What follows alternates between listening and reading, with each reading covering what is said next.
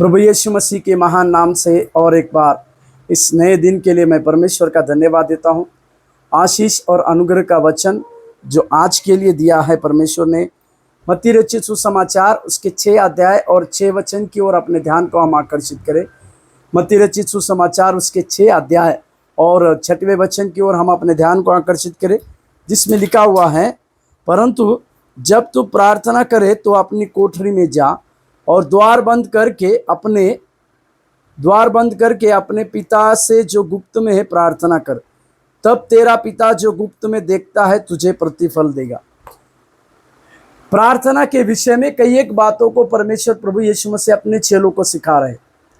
आज भी हम किस प्रकार से प्रार्थना करना चाहिए, इस विषय में ये सिद्धांत की बातें हमें बहुमूल्य समझती है कि हम परमेश्वर से किस प्रकार से प्रार्थना करने वाले बनने पाए, या हम परमेश्वर को कैसे प्रार्थना करना चाहिए, इसके विषय में कई साल पहले प्रभु यीशु मसीह ने जो बातों को कहा उसको मानना आज भी हमें आवश्यक है।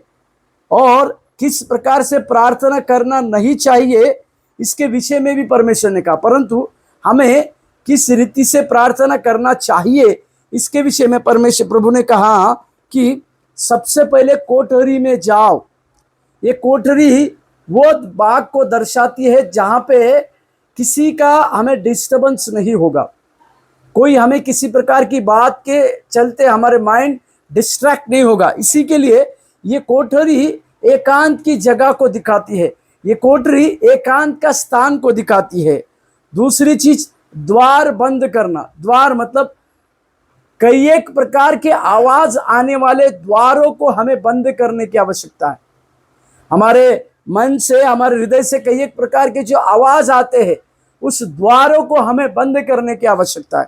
और तीसरी चीज है, गुप्त में अपने पिता से प्रार्थना करना चाहिए, तब हमें प्रतिफल मिलेगा। मेरे प्यारो, ये 3 चीजें आज हम सीखने पाए सवेरे के समय में। प्रार्थना के समय हम उस कोठरी में जाने पाए, हमारे द्वार को बंद करने पाए और अपने गुप्तवासी पिता को प्रार्थना करने पाए। मेरे प्यारो, इस बात को आप और हम समझने पाए, हमारा गुप्तवासी पिता जो स्वर्ग में रहता है, हमारी ज़रूरतों को लेकर, हमारी ज़रूरतों की प्रार्थनाओं को लेकर हम जब इस गुप्तवासी पिता के पास अपनी विनतियों को रखेंगे तो परमेश्वर हमारी इस गुप्त में की जाने वाली प्रार्थना को सुनकर हमें प्रतिफल देगा। आज इस सवेरे के समय में आप और हम इस प्रकार के गुप्तनीय प्रार्थना को करने के लिए अपने आप को परमेश्वर में सौंपे और प्रभु की उस प्रार्थना की बातों को अपने जीवन में करने पाए। प्रभु आपका आशीष दे। धन्यवाद।